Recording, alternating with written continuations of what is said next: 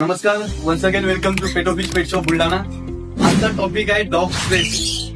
Dog stress मध्ये कधी येतात, म्हणजे जे पपी असतात किंवा एडल्ट म्हणा, कुठल्याही प्रकारचे डॉग्स जे स्ट्रेस मध्ये काय येतात, त्याची कारणं काय आहेत. एक तर इनप्रॉपर डाएट, त्याचं डाएट व्यवस्थित नसते. दुसरी गोष्ट, त्याला जेवढा टाइम पाहिजे तेवढा टाइम आपण त्याला देऊ शकत नाही. आणि तिसरी गोष्ट, त्यांना जी वॉक पाहिजे, डेली मुवमेंट पाहिजे, डेली रुटीनची जी आहे ती जर त्यांची ब्रेक झाली तर मग ते स्ट्रेस मध्ये येऊन जातात. त्याला असं वाटतं माझ्याकडे कोणी लक्ष देत नाहीये, तर म्हणजे डिप्रेशन मध्ये जातात.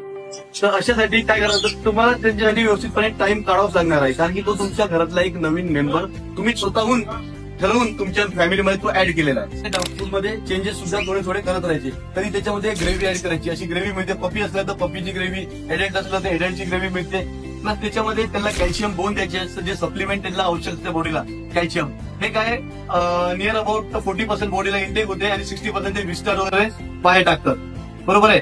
त्यांनी ते व्हाईट पोटी जी येते त्यांची व्हाईट येते. आणि हे जे चिविंग स्टिक आहे त्यांचे चिडचिडपणा, बुटं चावणे किंवा सोफा पाडणे किंवा चप्पलला हे करणे किंवा लाकूड गुडलं तरी पलंगाला चावणे हे फार कमी करते. आणि त्याला प्रोटीन सुद्धा मिळते. याच्यामध्ये फ्लेवर पण आहे, चिकन आणि मटन हे दोन फ्लेवर आहेत त्याच्यामध्ये.